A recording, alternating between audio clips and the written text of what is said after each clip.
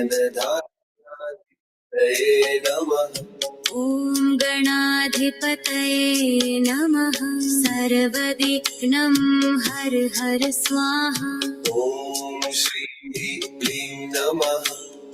धनलाभं कुरु कुरु स्वाहा। ॐ लक्ष्मे नमः। सर्वसम्पदां प्रभवे नमः। ॐ कुबेराय नमः। सुवर्णरत्नप्रदाय नमः। ॐ गङ्गणपतये नमः। सर्वकार्यसिद्धिं देहि स्वाहा। ॐ श्रीं ह्रीं क्लीं महालक्ष्म्यै नमः। दुःखदारिद्र्यविनाशिन्यै नमः। ॐ कुबेराय धनदाय नमः। चिरञ्जीवित्वं देहि स्वाहा। ॐ ह्रीं श्रीं नमो लक्ष्म्यै नमः। सर्वविघ्नविनाशिन्यै नमः। ॐ गणेशाय नमः। बुद्धिप्रदाय नमः। ॐ श्रीं ह्रीं क्लीं कुबेराय नमः। सर्ववित्तप्रदाय नमः। ॐ श्रीं ह्रीं क्लीं महालक्ष्म्यै नमः। सर्वाभीष्टं देहि स्वाहा। ॐ गणेशाय नमः। मङ्गलमूर्ति नमः। ॐ ह्रीं कुबेराय वैश्रवणाय नमः। सुवर्णसम्पत्तिं देहि स्वाहा। ॐ श्रीं महालक्ष्म्यै नमः। भुक्तिमुक्तिप्रदायिन्ये नमः। ॐ गङ्गणपतये नमः। जय जय गणराजाय नमः। ॐ श्रीं ह्रीं क्लीं कुबेराय नमः। विघ्नहराय नमो नमः। मङ्गलाय नमो नमः। ॐ ह्रीं श्रीं कुबेराय वैश्रवणाय नमः। धनदाय नमः। सर्वसमृद्धिं देहि स्वाहा। ॐ महालक्ष्म्यै च विद्महे। विष्णुपत्नी च धीमहि। तन्नो लक्ष्मी प्रचोदयात्। ॐ नमो भगवते वासुदेवाय सह लक्ष्म्यै नमः। ॐ श्रीं ह्रीं क्लीं नमो भगवते महालक्ष्म्यै नमः। ॐ गङ्गणपतये नमः। सर्वविघ्नं विनाशय विनाशय स्वाहा। ॐ श्रीं ह्रीं क्लीं कुबेराय नमः। सुवर्णरत्नसम्पदां देहि स्वाहा। ॐ महालक्ष्मी च विद्महे। विष्णुपत्नी च धीमहि। तन्नो लक्ष्मी प्रचोदयात्। ॐ श्रीं नमो भगवते महालक्ष्म्यै नमः। ॐ कुबेराय नमः। यक्षराजाय धनाधिपतये नमः। ॐ गङ्गणपतये नमः। सिद्धिबुद्धिप्रदाय नमः। ॐ श्रीं ह्रीं क्लीं महालक्ष्म्यै नमः। सर्वलाभं प्रदाय स्वाहा। ॐ ह्रीं श्रीं कुबेराय नमः। सर्वदुःखनिवारिणे नमः। ॐ नमो भगवते लक्ष्मीपतये महाविष्णवे नमः। ॐ श्रीं श्रीं लक्ष्म्यै नमः। सर एक आम आदमी ए और चैट जीपीटी से क्यों भागे जा रहा है? क्यों उसको आसान शब्द में कोई सिखा नहीं पा रहा है? देखिए एआई और चैट जीपीटी से ॐ श्रीं ह्रीं क्लीं नमः परमात्मने। दीपज्योतिः परं ब्रह्म लक्ष्मी गणेश कुबेराय नमः। ॐ श्रीं ह्रीं क्लीं महालक्ष्म्यै नमः। जय जय मा लक्ष्मी धनदा भवतु मे सदा। ॐ गं गणपतये नमः। विघ्नहराय नमो नमः। मङ्गलाय नमो नमः। ॐ ह्रीं श्रीं कुबेराय वैश्रवणाय नमः। धनदाय नमः। सर्वसमृद्धिं देहि स्वाहा। ॐ महालक्ष्म्यै च विद्महे विष्णुपत्नी च धीमहि तन्नो लक्ष्मी प्रचोदयात्। ॐ नमो भगवते वासुदेवाय सह लक्ष्म्यै नमः। ॐ श्रीं ह्रीं क्लीं नमो भगवत्यै महालक्ष्म्यै नमः। ॐ गं गणपतये नमः। सर्वविघ्न विनाशय विनाशय। कृपया थोड्या वेळानंतर पुन्हा प्रयत्न करा. आपके द्वारा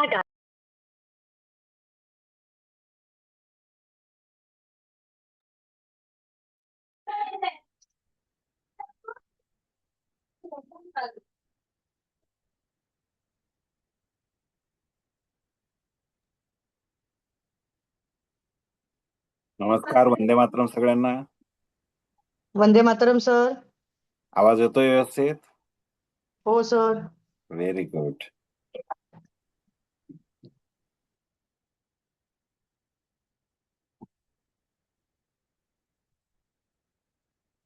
ठीक आहे. सो आज कशावर काम करायचंय? कोणाला काही डाऊट्स, काही क्वेरीज असतील तर ती विचारू शकता आता.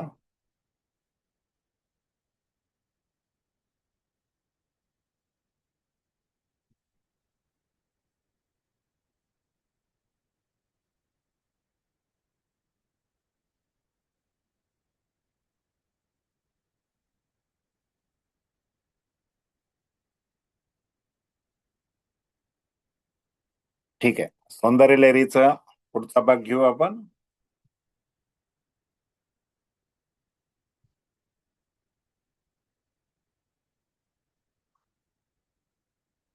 सौंदर्य लहरीचा मागच्या वेळेस कुठला श्लोक घेतला होता?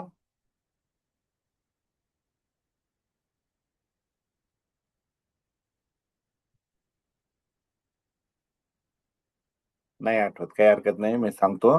आपण तिसरा श्लोक घेतला होता. अविद्यानामंत स्थिमिर मिहिर द्वीपनगरी जडानाम चैतन्य स्तबक मकरंद स्तुती झरी दरिद्राणाम चिंता मणिगुणानिका जन्मजलधो निमग्नानाम दृष्टाम मुरारी पुव हाराहस्य भवती.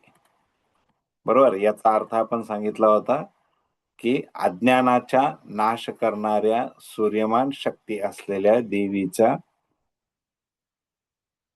अंतःकरणामध्ये भ्रम, संशय, भीती नाहीशी होते. जड बुद्धीच्या, बोथड बुद्धीच्या व्यक्तीला पण देवी चैतन्याचा मधुर वर्षाव करते. विचार शक्ती, विवेक आणि सृजनशीलता त्याच्यातली जागृत होते. दरिद्राणाम जे म्हटलेलं आहे त्याच्यात असं आहे की जे लोक दीन आहेत, दरिद्री आहेत, त्यांच्या जीवनात देवी चिंतामणी सारखं कार्य करते.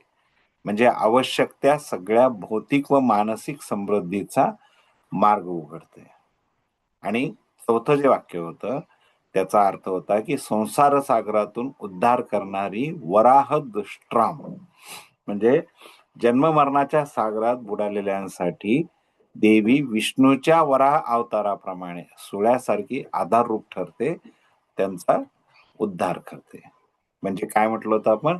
अज्ञानातून ज्ञानाकडे, जडतेतून चैतन्याकडे, दैन्यातून दीनतेतून समाधानाकडे आणि संसार बंधनातून मुक्तीकडे नेणारा हा श्लोक, असं आपण सांगितलं.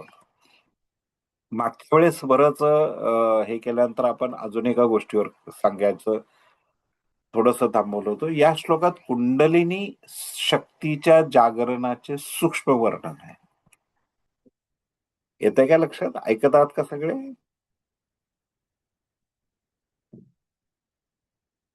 आवाज येतोय?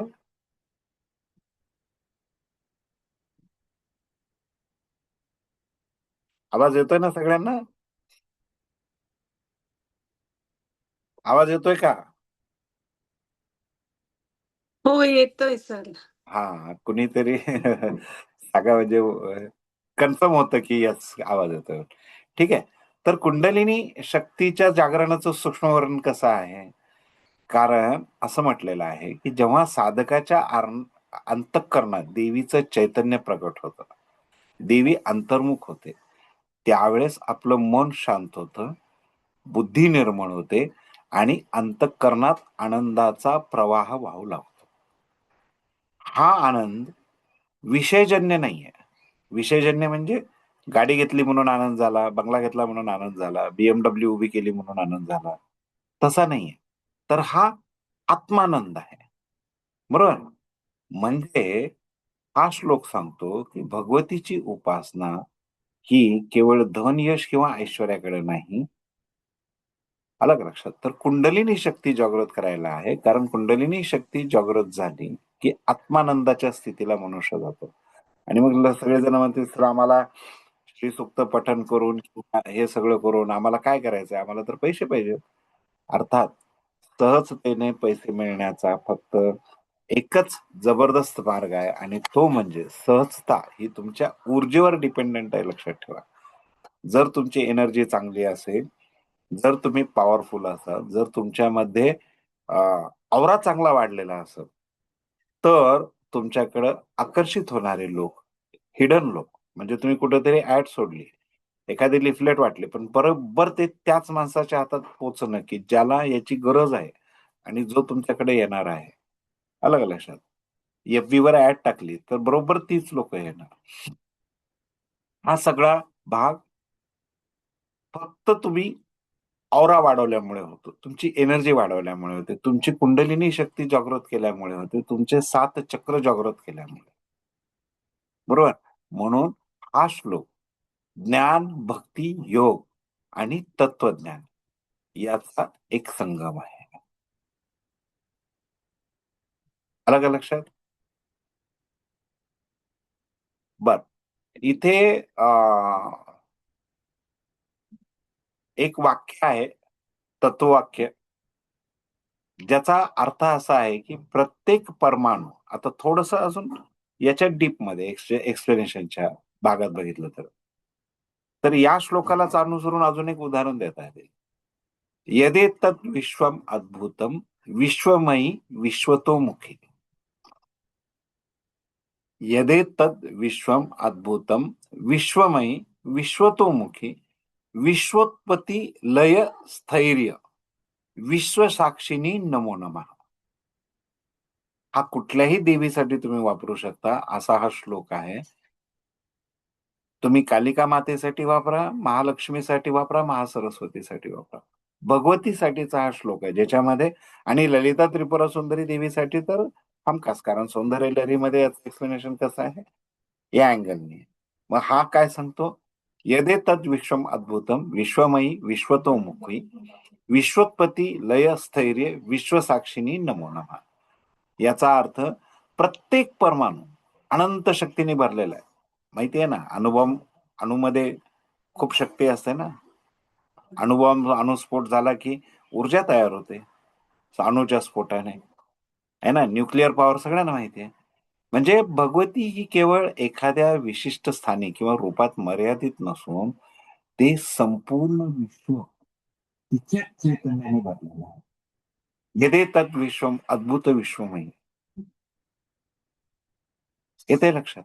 म्हणजे भगवतीची उपासना ही साधकांच्या अंतःकरणातील अज्ञानाचा नाश करतेच, सकाम उपासकांच्या सर्व कामना पूर्ण करते. सर्व कामना म्हणजे भुक्ती भोगाच्या आणि मुक्ती मोक्षाच्या. कारण प्रत्येक अणूमध्ये भगवतीचं अस्तित्व आहे. विश्व हे तिच्याच शक्तीचं प्रकट रूप आहे. बरोबर ना? विश्वोत्पत्ती लय स्थैर्य विश्वसाक्षिणी नमो नमः. विश्वमयी विश्वतोमुखी विश्वतोमुखी तिच्या साक्षीचं शक्तीचं प्रकट रूप आहे. तिची उपासना अज्ञानाचा नाश करते, योग्य कामना पूर्ण करते. योग्य कामना हा शब्द पण महत्वाचा आहे बरं का. त्यामुळे भगवती ही भक्ती आणि मुक्ती या दोन्हीला कव्हर करणारी आहे. मग आता जर आपण इथं म्हणतोय, आता खूप महत्वाचा पॉइंट आहे बरं का, लक्षात घ्या. जर आपण म्हणतोय प्रत्येक अणूमध्ये भगवतीचं अस्तित्व आहे, बरोबर, प्रत्येक अणूमध्ये भगवतीचं अस्तित्व आहे,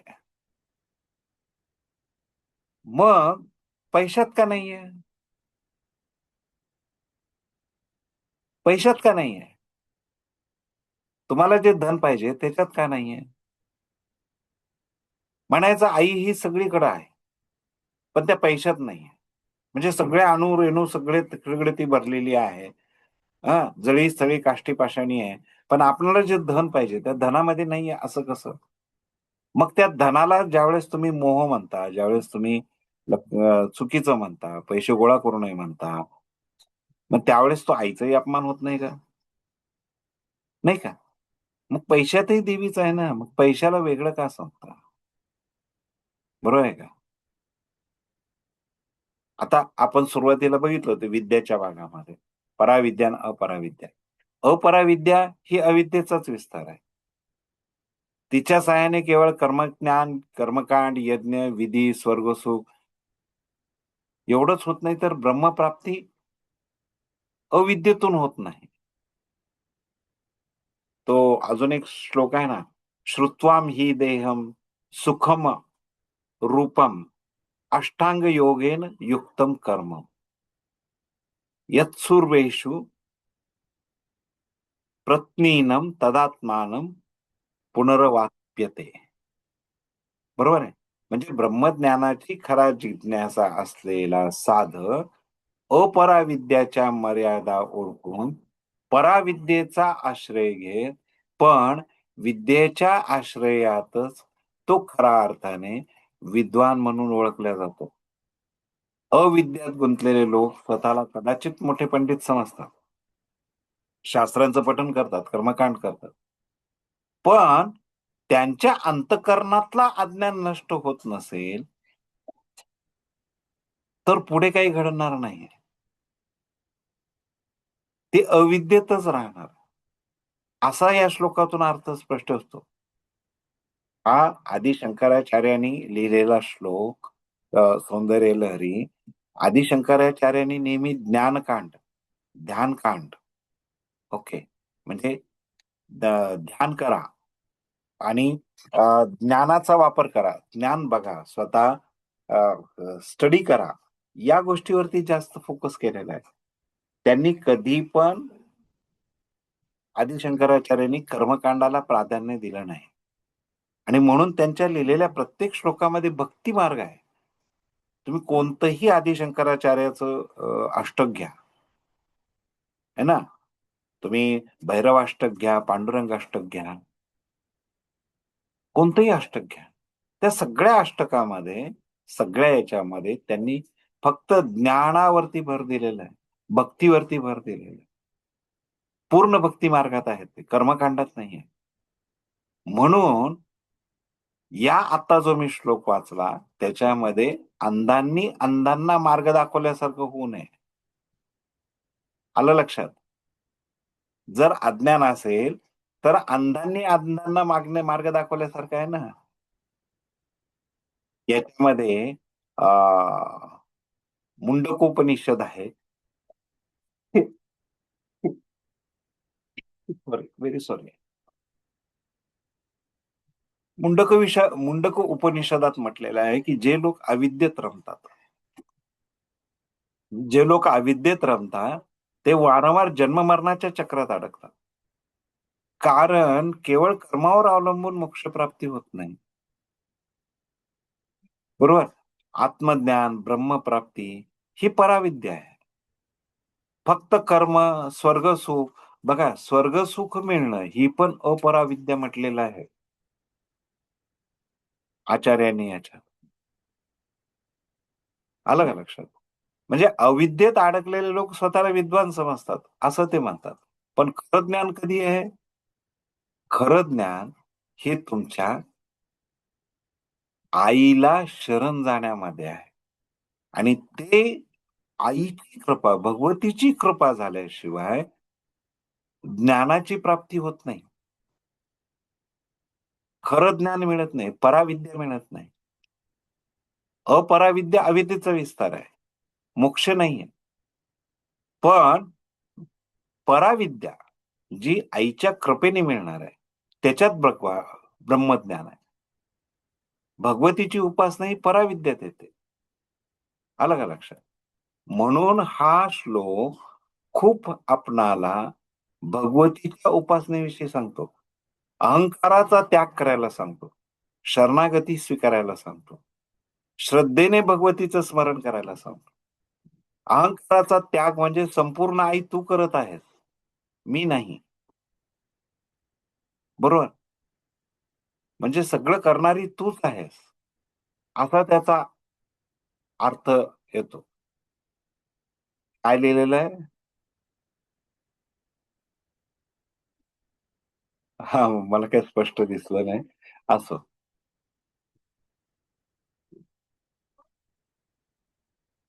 तो आई असं सांगते.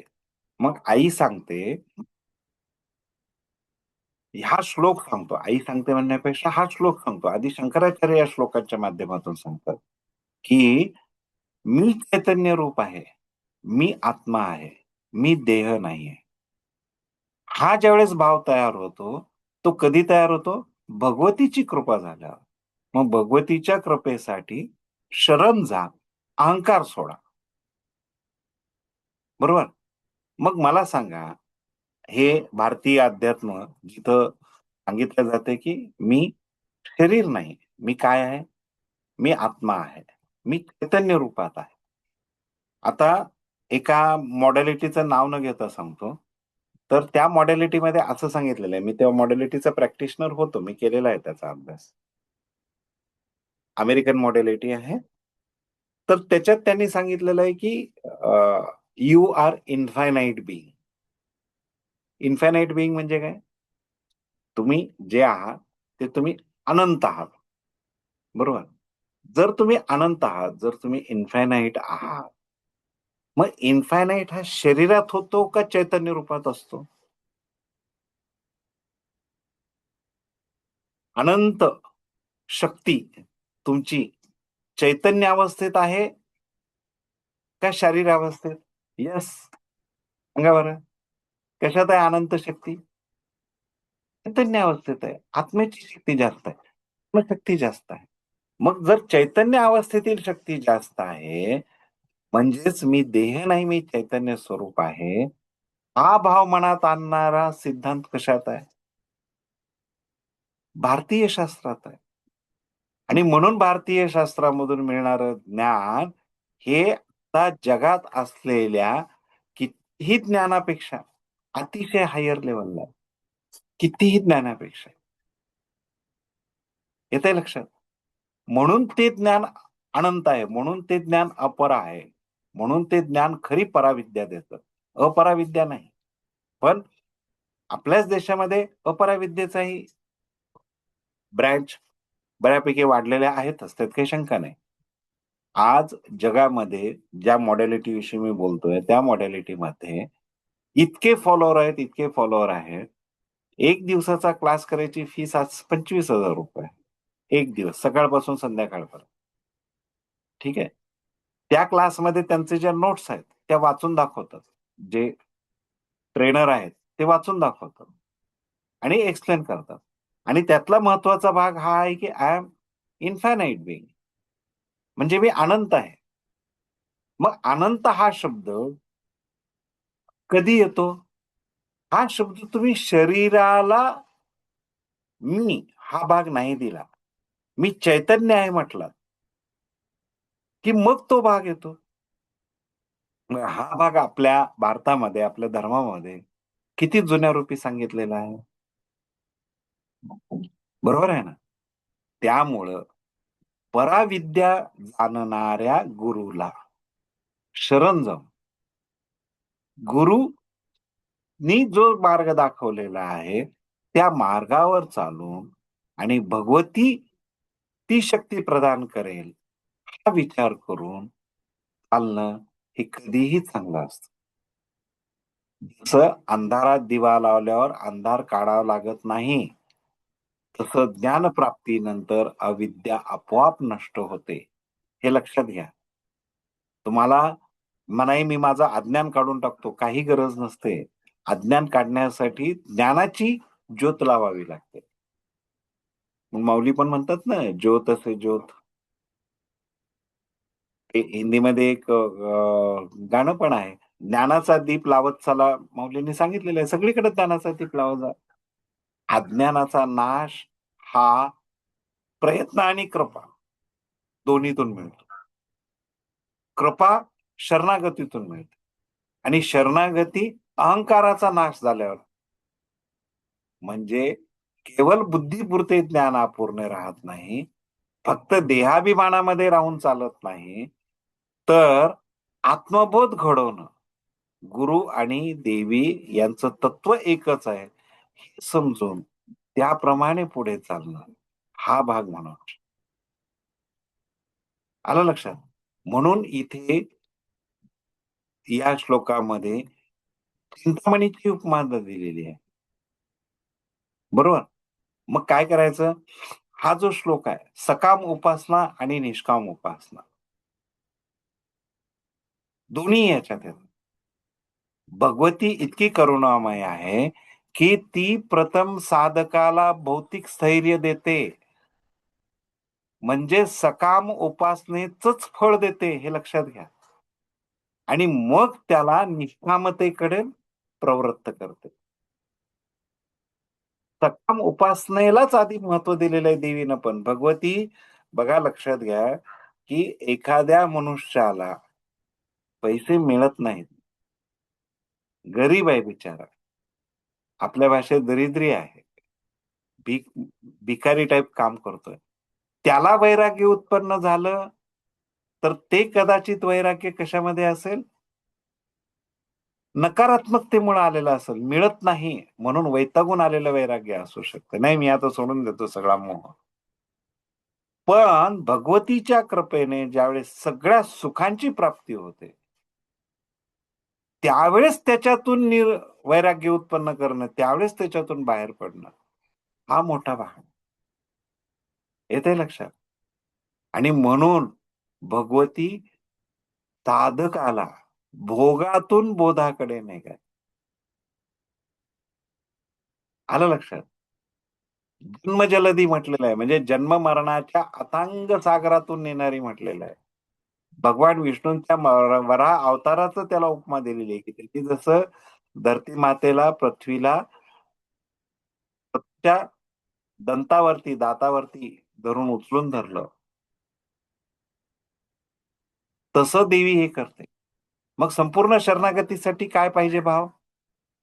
मी सर्व करतो म्हणजे अहंकार आला, मी सर्व करतो म्हणजे अहंकार आला, तूच सर्व करत आहेस आणि करतील असं म्हटलं की आत्ता पण आपण त्या गोष्टीतून फ्री होतो. येतंय लक्षात. आत्ता पण आपण त्या गोष्टीतून फ्री व्हायला लागतो. बरोबर. संसार म्हणजे जबाबदाऱ्या नव्हे, तर संसार म्हणजे आसक्तीच्या बंधनातून वेगळं होणं.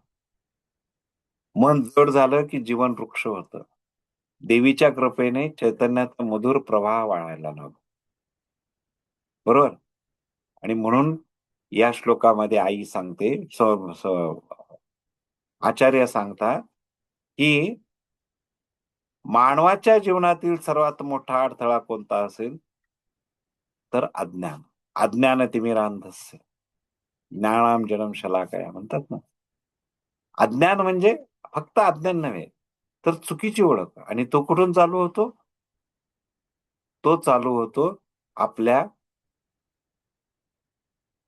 काय म्हणतात त्याला, शरीर म्हणजे मी या भावनेतून. पण चैतन्य म्हणजे मी म्हणजे चैतन्य आहे. मग चैतन्य कोणतं आहे? ब्रह्मचैतन्य.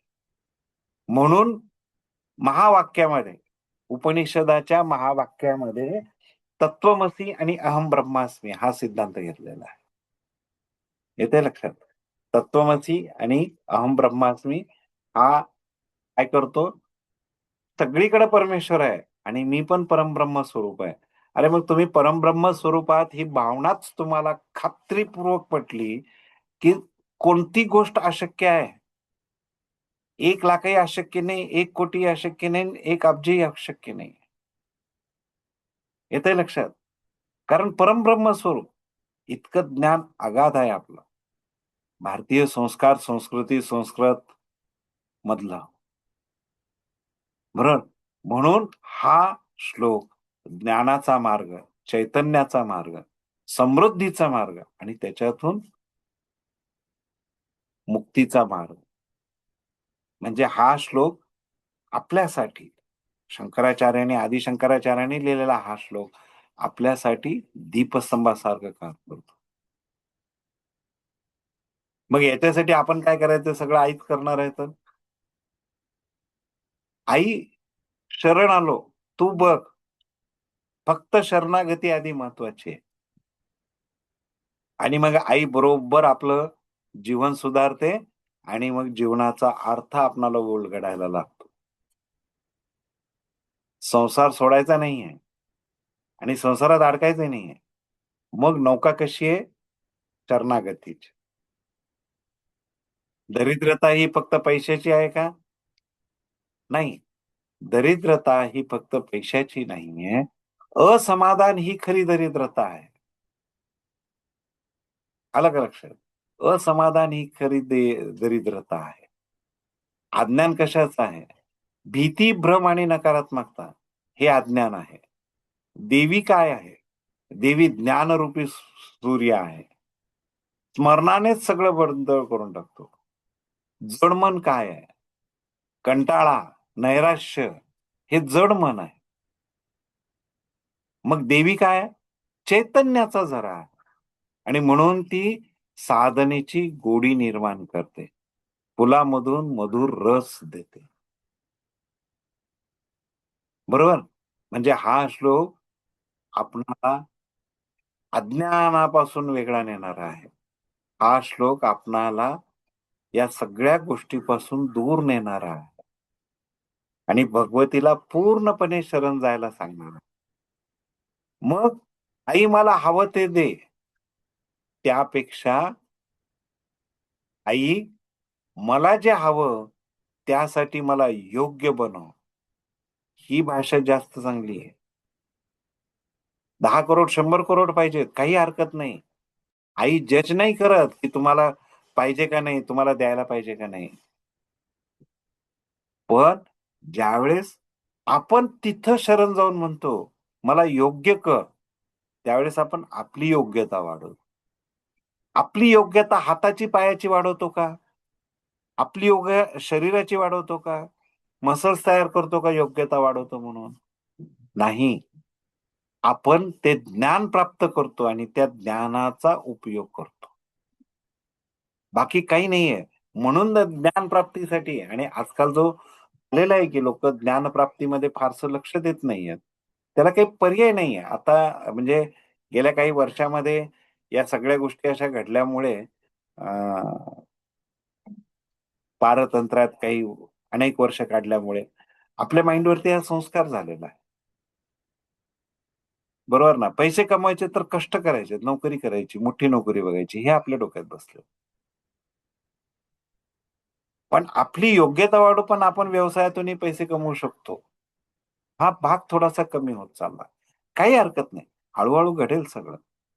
पण त्यासाठी आपण काय करायचं आता आपण आहोत तेवढे आपलं मन शांत ठेवायचं. जीवन सुकर करण्याकडे काम करायचं. कर्म, जबाबदाऱ्या, नाती यात अडकलेले आहोत. म्हणून त्याला काय सोडून द्यायचं नाहीये. ते करणं गरजेचंच आहे. त्याला सोडायचं नाहीच आहे. पण पूर्णपणे त्यालाच धरून राहायचं नाही. मग आईला सांगितलं, गुरुचं मार्गदर्शन घेतलं, की आपलं ओझं हलकं होतं, मन शांत होतं, जीवन सुकर होतं. आणि मग जे कधी-कधी जडत्व मन, कंटाळलेलं, निरुत्साही, रिकामी असं वाटतं, आईच्या कृपेने उत्साह येतो, मन प्रसन्न होतं, साधनेची गोडी लागते. दरिद्रतेचा नाश व्हायला लागतो. भीती, संभ्रम, नकारात्मक विचार, माझं काही होणार नाही, अशी भाषा करणारा अज्ञान हा दूर व्हायला लागतो. आणि म्हणूनच या श्लोकामध्ये आई सांगते, सॉरी, आदी शंकराचार्य सांगतात, अज्ञान असताना ज्ञान देणारी, गोंधळ असताना चैतन्य देणारी, अभाव असताना आधार देणारी आणि अडकलेला मुक्ती देणारी ही आई आहे. आलं लक्षात? त्यांना आईला पूर्ण शरण जायचंय. त्यांनी हा तिसरा श्लोक जरी वाचला तरीही खूप चांगला आहे. या प्रत्येक श्लोकाच्या रिलेटेड काही यंत्र पण आहे. तो यंत्र आणि तो श्लोक ठीक आहे, पुढे कधी जमलं आपण घेऊया, की प्रत्येक श्लोकासाठी एक यंत्र आहे. जसं लक्ष्मी यंत्र आहे, जसं श्री यंत्र आहे, तसं या प्रत्येक श्लोकासाठी एक यंत्र आहे. आणि त्या यंत्राचा वापर करून, त्या श्लोकाचा वापर करून आपण अज्ञानाच्या याच्यातून आपण पुढे जाण्यासाठी, ज्ञान, भक्ती, मार्ग, मोक्ष याचा संगम करण्यासाठी भगवतीच्या सर्व स्तरावर भगवतीच्या कृपेने सर्व स्तरावर उद्धार करून घेण्यासाठी, साधनेमध्ये सातत्य वाढवण्यासाठी, नम्रता आणण्यासाठी ते यंत्र आणि तो श्लोक कामाला येतो. ठीक आहे. यंत्र म्हणजे त्याला सिद्ध करा वगैरे हा काही प्रकार सौंदर्य लहरीत नाहीये. जर आदी शंकराचार्य सांगतात, की ज्ञान मार्गाला सांगतात, तर कर्मकांड यंत्र सिद्ध करणं हे त्यांच्यात येत नाही. आलं का लक्षात? म्हणून आपणही तुम्ही बघितलं असेल, अष्टलक्ष्मी, अष्टऐश्वर्य प्राप्ती साधना यंत्र म्हणतो आपण. अष्टलक्ष्मी साधना यंत्र म्हणतो. आपण अष्टलक्ष्मी यंत्र म्हणत नाही. बरोबर? साधना यंत्र आहे. तुम्हाला ज्यांनी कुणी अष्टलक्ष्मीचा क्लास केलेला आहे, त्यांना माहिती आहे, बघा त्या क्लासवर काय लिहिलेलं आहे. साधना यंत्र आहे. बरोबर? लक्षात येत नाही लवकर. पण तसं आहे ते. ठीक आहे? मला वाटतं 10-20 होत आलेले आहेत. आपण इथे थांबायला हरकत नाही. कोणाला काही शंका असेल तर अर्ध्या मिनिटामध्ये विचारा ना, आणि आपण श्रीसूक्त पठण चालू करूया. श्रीसूक्त पठणसाठी सगळ्यांनी शक्यतो पाण्याचा ग्लास घेऊन बसा.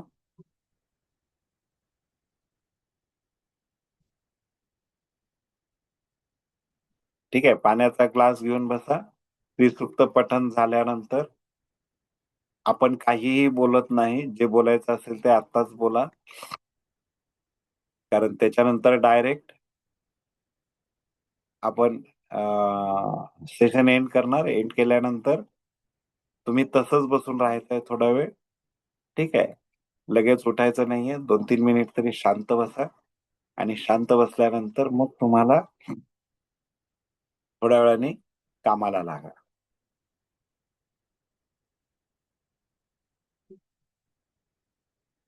ठीक आहे? येस. कुणाला काही शंका? Neeta madam, Anil sir?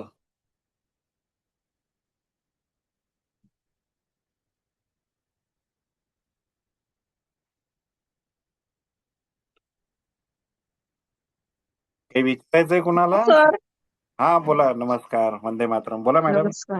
वंदे मातरम. नाही काही नाही शंका. गुड गुड गुड, बढिया. ठीक आहे. यांनी काय लिहिलं होतं? अच्छा, ओके ओके. नीता मॅडम, वा वा.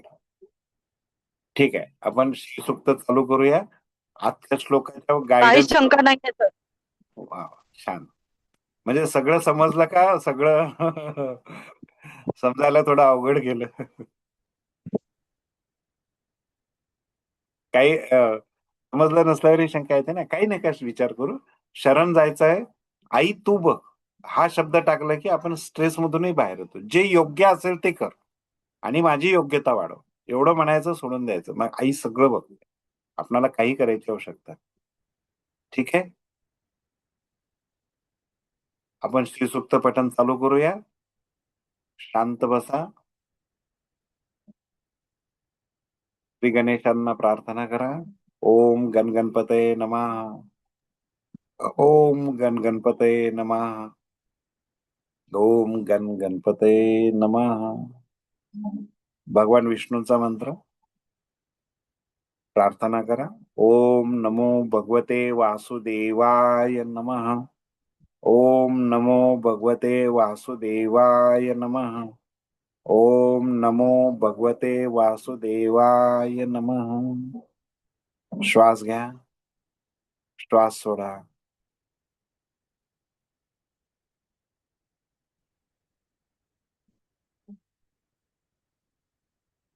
लक्ष संपूर्ण श्वासावरती ठेवून आपण श्री सूक्त पठण चालू करूया.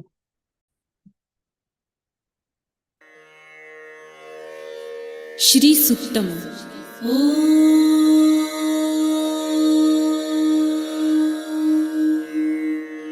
हिरण्यवर्णां हरिणीं सुवर्णरजतस्रजां चन्द्रां हिरण्मयीं लक्ष्मीं जातवेदो महावह. ताम आवह जातवेदो लक्ष्मीमलपगामिनीं यस्यां हिरण्यं विन्देयं गामश्वं पुरुषानहम्. अश्वपूर्वां रथमध्यां हस्तिनादप्रबोधिनीं श्रियं देवीमुपह्वये श्रीर्मा देवी जुषतां. कासोऽस्मितां हिरण्यप्राकाराम् आर्द्रां ज्वलन्तीं तृप्तां तर्पयन्तीं पद्मे स्थितां पद्मवर्णां तामिहोपह्वये श्रियं. चन्द्रां प्रभासां यशसा ज्वलन्तीं श्रियं लोके देवजुष्टामुदारां तां पद्मिनीं शरणमहं प्रपद्ये. लक्ष्मीर्मे नश्यतां त्वां गृणे. आदित्यवर्णे तपसोऽधिजातो वनस्पतिस्तव वृक्षोऽथ बिल्वः. तस्य फलानि तपसानुदन्तु मायान्तरायाश्च बाह्या अलक्ष्मीः. उपैतु मां देवसखः कीर्तिश्च मणिना सह. प्रादुर्भूतो सुराष्ट्रेऽस्मिन् कीर्तिमृद्धिं ददातु मे. शुत्वपासामलां ज्येष्ठाम् अलक्ष्मीं नाशयाम्यहम्. अभूतिं समृद्धिं च सर्वानिर्णुद मे गृहात्. गन्धद्वारां दुराधर्षां नित्यपुष्टां करिषिणीम्. ईश्वरीं सर्वभूतानां तामिहोपह्वये श्रियं. मनसः काममाकुतिं वाचः सत्यमशीमहि. पशूनां रूपमन्नस्य मयि श्रेयतां यशः. कर्दमे प्रजाभूता मयि सम्भव कर्दम. श्रियं वासय मे कुले मातरं पद्ममालिनीम्. आपसृजन्तु सिद्धानि चिक्लितवस मे गृहे. निच देवीं मातरं श्रियं वासय मे कुले. आर्द्रां पुष्करिणीं पुष्टिपिङ्गलां पद्ममालिनीं. चन्द्रां हिरण्मयीं लक्ष्मीं जातवेदो महावह. आर्द्रां यकरिणीं यष्टिं सुवर्णां हेममालिनीं. सूर्यां हिरण्मयीं लक्ष्मी जातवेदो महावह. ताम आवह जातवेदो लक्ष्मीमनपगामिनीं. यस्यां हिरण्यं प्रभुतं गावो दासोऽश्वान् विन्देयं पुरुषानहम्. यः शुचिः प्रयतो भूत्वा जिहुयादाजमन्वहम्. सूक्तं पञ्चदशर्च च श्रीकामः सततं जपेत्. पद्मानने पद्म उरु पद्माक्षी पद्मसम्भवे. तन्मे भजसि पद्मक्षी येन सौख्यं लभाम्यहम्. अश्वदायै गोदायै धनदायै महाधने. धनं मे लभतां देवी सर्वकामाश्च देहि मे. पद्मानने पद्मविपत्रे पद्मप्रिये पद्मदलायताक्षी. विश्वप्रिये विष्णुमनोनुकूले त्वत्पादपद्मं मयि सन्निधस्त्वम्. पुत्रपौत्रं धनं धान्यं हस्ताश्वादिगवेर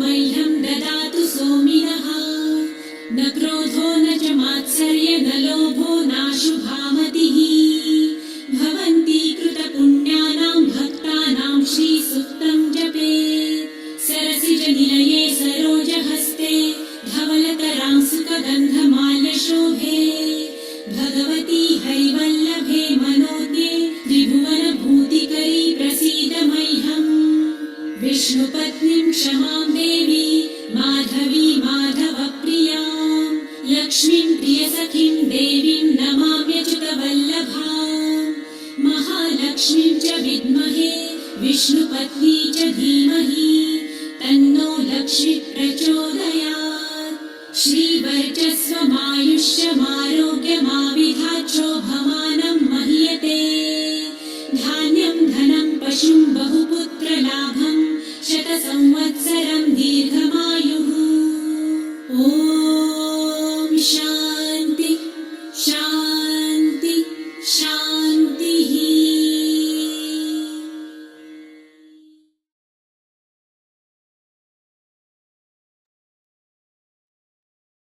शांत बस.